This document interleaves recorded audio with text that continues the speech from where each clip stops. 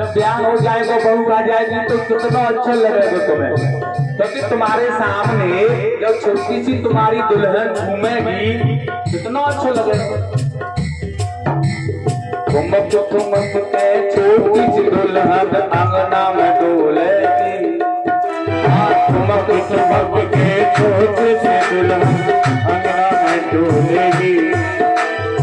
और सुनो, जो भी काम करेगी ना तो पहले तुमसे अनुमति लेगी, भैया क्या करना है, अपनी मर्जी से नहीं करेगी, यह मेरा निर्णय है। जो भी करेगी पहले तुम्हें पूछेगी क्या करना है भैया, और जब तुम कहोगी ना यह काम करना वही काम करेगी। ठुमक ठुमक के छोटी सी दुल्हन अंगना में डोलेगी। ठुमक ठुमक के छोटी सी दुल्हन अंगना में डोलेगी। ओ सुन लो मैया, सुन लो मैया ऐसे बोले। हाँ सुन लो मैया, सुन लो मैया ऐसे बोलेगी। हाँ सुन लो मैया, सुन लो मैया ऐसे बोलेगी। ओ सुन लो मैया, सुन लो मैया ऐसे बोलेगी।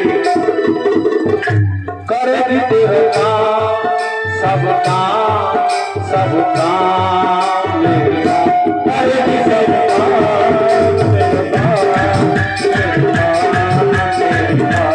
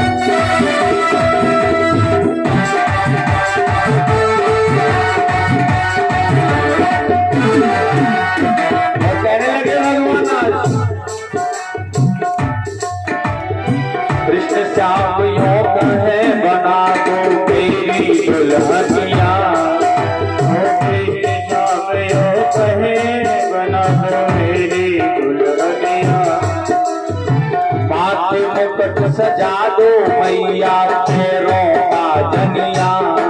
ओ माथे मुकुट सजा दो मैया पैरों का जनिया।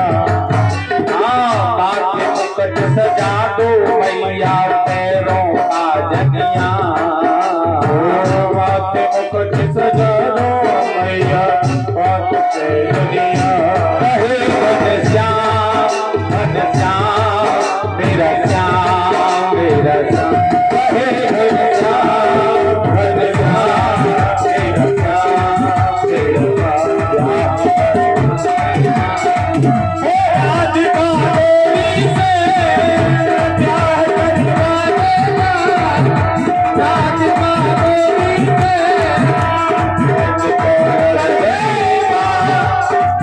की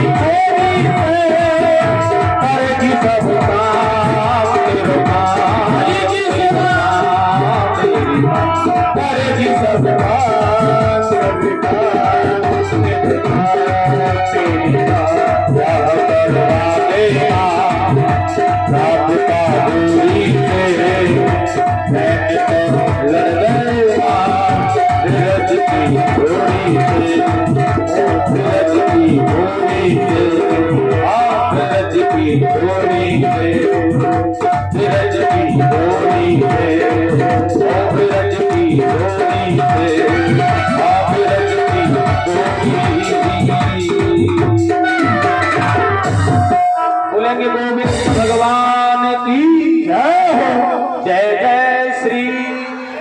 बड़ा सुंदर भाव में मैया यशोदा ने समझा दिया। भगवान ने कहा ना, मैया कहने लगी ठीक है लाला, जब तेरा इतना अच्छा मन है, तू इतना काम कराया करोगे तो फिर मैं बात करूंगी। और सुन भैया, ये ब्याह शादी जब हुए ना बहुत समय लगे, नातेदार रिश्तेदारों को भी पूछना पड़े, सबको बुलाना पड़े और सलाह मशवरा भी करना पड़े। इसलिए मैं नंद बाबा से बातें करूंगी और ब्रजमान जी के पास में संदेश भिजवाएंगे, सब काम होंगे। इसलिए तू तब तक मुझे अच्छी तरह से रहना चाहिए। मैया भगवान ने बड़ा आनंद भाव दिया। सुखदेव स्वामी कह रहे हैं अब तो भगवान थोड़े से बड़े हो गए, इनकी उम्र है ना 3.5 वर्ष की हो गई है।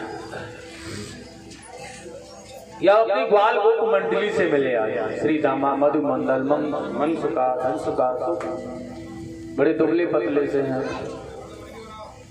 और देखिएगा वहां मिलकर के सबको बहुत अच्छी तरह से इन्होंने एक मंडल बनाया है, सारे ग्वाल वालों का एक मंडल।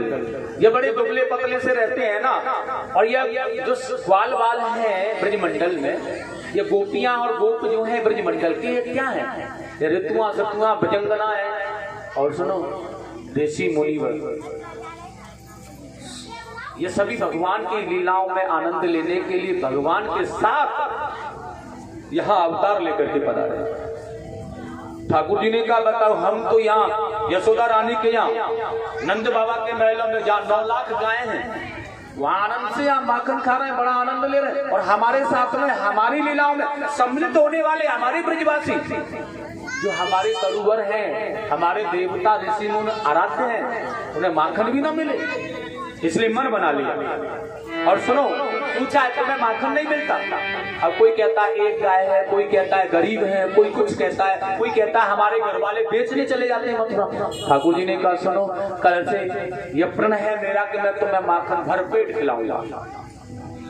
ग्वाल वालों ने कहा बहुत अच्छी बात है, इसके यहाँ कमी क्या है, खिला भी देगा तो 9 लाख नंद बाबा के यहाँ पर है, अगर लेकर के आएगा खिला देगा तो कोई बड़ी बात नहीं है। ग्वाल वालों ने कहा कहाँ पर मिलना होगा माखन खाने के लिए कृष्ण?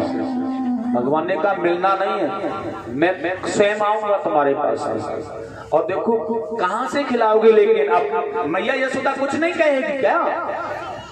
भगवान ने कहा मैया यशोदा के घर का माखन थोड़ी खिलाना है, तो फिर कहाँ का माखन खिलाना है?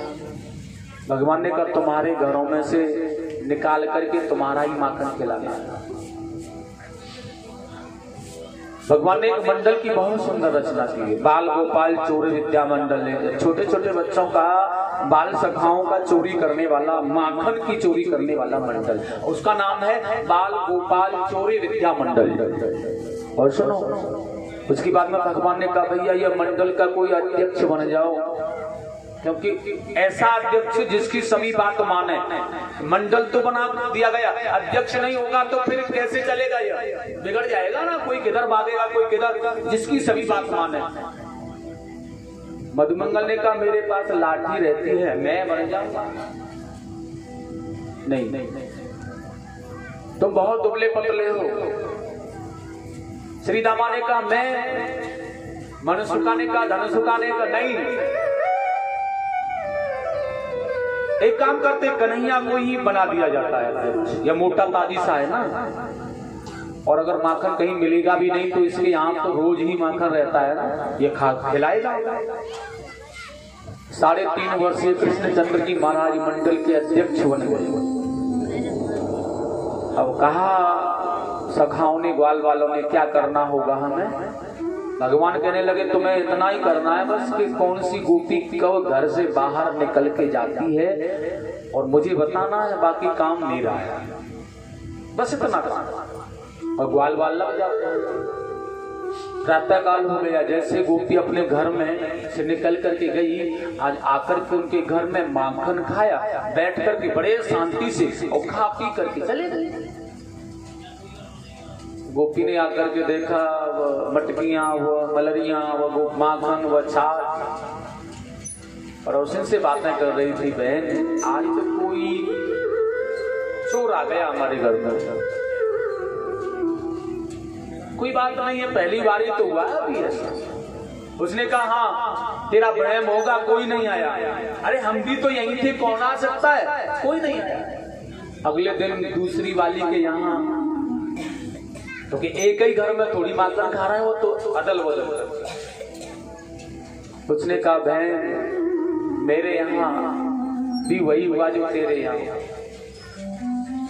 चौथी पांचवी छठी सारे ब्रजमंडल में अब तो जिसके दरवाजे को खुला देखते हैं गोपी नहीं होती, उसी के घर में घुस जाते हैं और घर में घुस करके आज बड़े सुंदर माखन खाते हैं, ग्वाल वालों को खिलाते हैं और बहुत अच्छी तरह से देखिएगा बंदरों को भी डाल देते हैं। रामा अवतार की याद आ जाती है ना, तो बंदरों को भी जब देखते हैं ना डाल देते। तुमने बड़ी सेवा की थी मेरी, खाओ आराम से। अब बंदरों को माखन खिलाया जाए, डाला जाए, बंदर वहां आकर के खाएं, वहीं मलमूत्र करते हैं, वहीं माखन खाते हैं। गोपियां बड़ी परेशान। ये गोपियां माखन दही लेकर के मथुरा जाती है ना बेचने के लिए, तो मार्ग में ही उन्हें रोक लेते हैं। ये मथुरा वासियों के लिए माखन नहीं होता, माखन तो केवल ब्रजवासियों के लिए है। और वाकई में देखिएगा मथुरा, वो कह रहे हैं ये मथुरा के लोग है ना अपवित्र हैं, अधर्मी हैं, और माखन तो केवल धर्म करने वालों को मिलता है, पापियों को नहीं।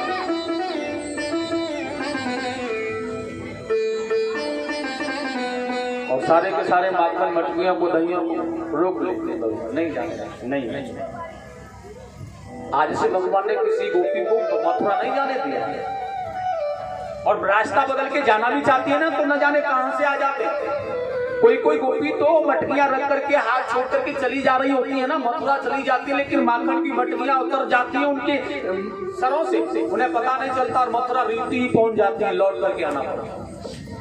ऐसे पेड़ों पर वृक्षों पर लटक जाते हैं और जाती हुई गोपियों के मटकियों को ऊपर से ऊपर उठा लेते हैं, उन्हें एहसास नहीं होता, चली जाती, लौट करके आते हैं। अवश्य उसी ने किया होगा, बहुत ही चली जाए। भगवान बड़े प्यार से कहते हैं गोपियां, माखन क्यों चुराया भगवान? माखन माने हैं पवित्र मन, और भगवान ने इसलिए चुराया गोपियों, यह मन मुझे दे दो आप, मेरे पास रस्ते से लगा आनंद ही आनंद वर्ष। बहुत आनंद ब्रजमंडल में, गोपियां बहुत ही दिव्य आनंदमय है। मैया यशोदा बड़ा प्रसन्न रहती है, बहुत सुंदर भाव से कन्हैया की ब्रज लीलाएं चलने लगी। कभी कभी गोपियां हास प्रयास के लिए मैया के पास में शिकायत करने भी चली जाती है। अद्भुत भाव है, अद्भुत आनंद की वेला है। और मैया यशोदा से जब उल्हाना देती है ना, तुम्हारा कन्हैया है ना माखन चुरा के खाता हमारे यहाँ, मैया यशोदा से रहा नहीं जाता। और मैया यशोदा कहती है अरे ऐसा नहीं हो सकता, कान्हा की कोसना सुन के कलेजा मां। गोपियां कहती हैं इसे समझा लो थोड़ा सा, हमारे घर में घुस जाते हैं या माखन खा लेते हैं, स्वयं खाएं तो कोई बात नहीं है, अपने चेलन को भी साथ में ले जाते हैं, बंदर बालुओं को भी खिलाते हैं मैया। बहुत ही जब भी कर दो।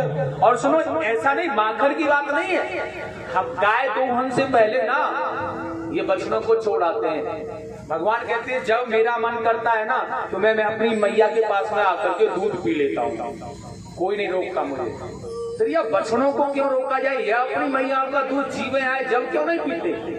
बताओ, ये बंधे रहते हैं, ये गोपियां इन्हें दूध नहीं पिलाती हैं बस, और मन में आता है ना तभी सारे बछड़ों को खोल देते, और सारे बछड़े हैं ना गायों के पास जाकर दूध पी जाते हैं। अब जब खोल दिया बछड़ा दूध पी गया, फिर वो दूध गाय नहीं देती, और जब गाय दूध नहीं देती ना तो पता चल जाता है ये सब कुछ किसने किया है, उसी ने किया है। पनघट पर जाती है ना तो इनको लेकर के चुपके से भाग आते हैं। अब गोपियां बेचारी जैसे तैसे मटकी रख करके चलती हैं, एकदम से कांकड़िया मारते हैं, मटकी को फोड़ देते हैं, सारी भीग जाती है। और भगवान बड़ा मंद मंद मुस्कुराते हैं गोपियों के ऐसे आनंदमय हाल को देखकर। गोपियां पीछे भागती है, कन्हैया जी आगे भागे भागे चले जाते हैं। अद्भुत आनंदमय भाव कहाँ मिले परम ब्रह्म परमात्मा जो कि इन गोपियों के साथ में हास परिहास कर रहा है, बातें कर रहा है, आनंदित हो रहा है, कूद रहा है, खेल रहा है, मुस्कुरा रहा है। यह दिव्य दर्शन कहाँ मिले। एक बार गोपियां भगवान के पास आ गए, कान्हा की कोस मैया ने कहा तुम्हारे यहाँ इतना सामान बिगाड़ दिया है ना, सुनो तो फिर कान्हा की कोस न सुन के करे कामा, बालक है कान्हा हाय कहाँ कर आयो है। मुँह से कहो कोटिन कछु न कहो बालक सो, बड़े दुख झेल मैंने बड़ो कर पाए। बहुत मुश्किल से बड़े कष्टों से मैंने पाला। अगर माखन की बात है, माखन की बाट लेके द्वार पे मेहर बैठे, तोल बोल ले वीर जाको जितनो खायो है। मोते कहो कोटिन कछु न कहो बालक सो, बड़े कष्ट झेल झेल बड़ो कर पाए। हरिओ तुम्हें अगर माखन का ऐतराज है तो एक काम करो, महर मेरे बहुत सारा माखन लेकर के दरवाजे पर बांट लेकर बैठे, जितना जिसका खाया तोल करके ले जाओ। लेकिन आगे कभी आओ तो न शिकायत करने के लिए मैं ऐसे नहीं मानूंगी, रंगे हाथों पकड़ के लाना है। हरी मैया कन्हैया की शिकायत क्या करूं नट खट के, हो मटुकिया मैया मटुकिया पूरे दिन मेरी माँ मटुकिया पूरे दिन मेरी। अरे मैया कन्हैया के, अरे मैया कन्हैया की शिकायत क्या करूं मटुकिया पूरे मटुकिया पूरे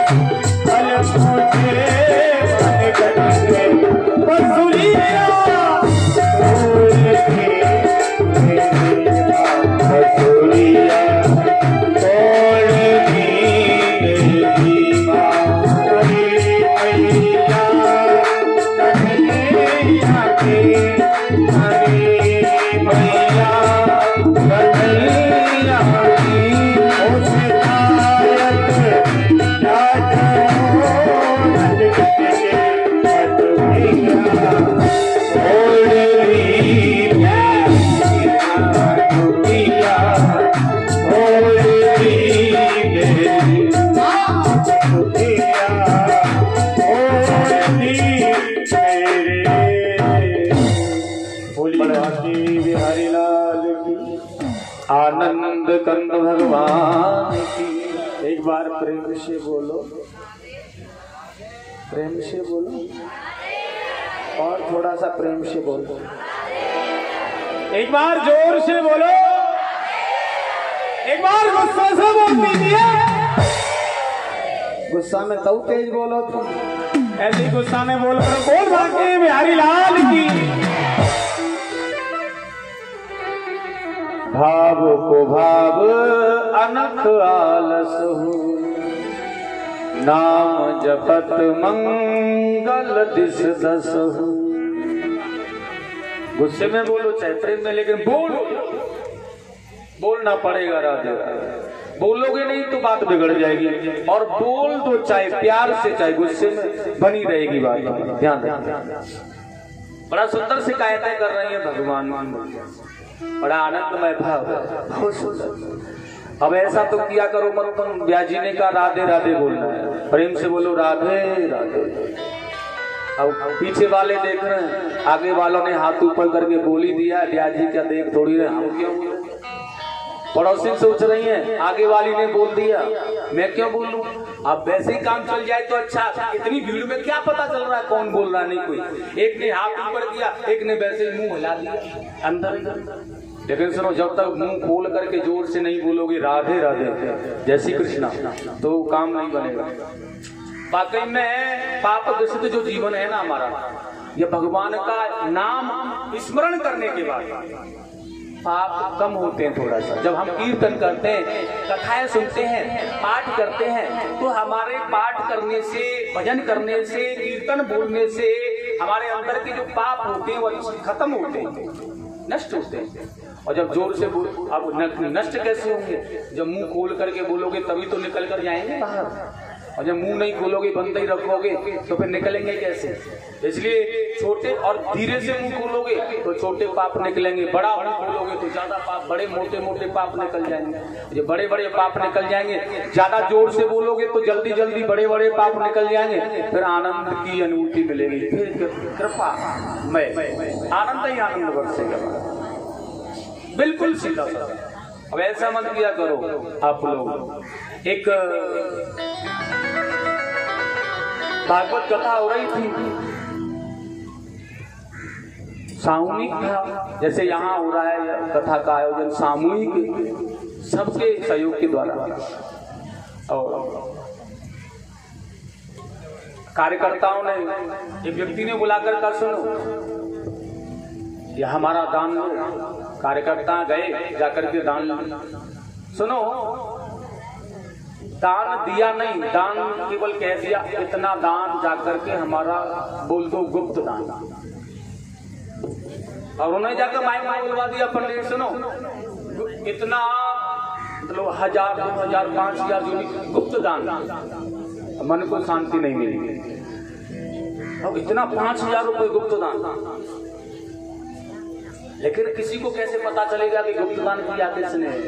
उसने फिर बुलाया कार्यकर्ता को, इधर आओ, सुनो दान बोल दिया, हाँ, लेकिन ऐसा बोलो जिन्होंने यह गुप्त दान दिया है ना वो इसी मंच पर बैठे बराबर।